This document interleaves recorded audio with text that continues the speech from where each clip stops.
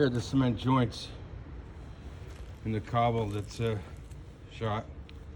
There's some repointing over here. These are pretty good here.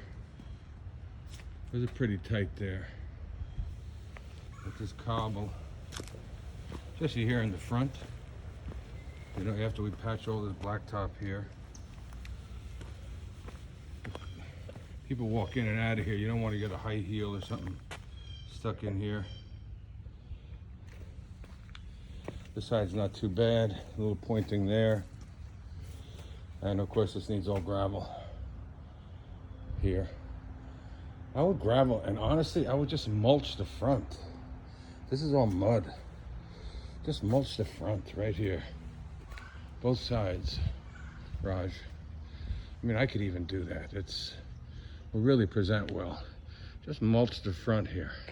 You don't have to mulch the rest of the property. Just right here. Yeah.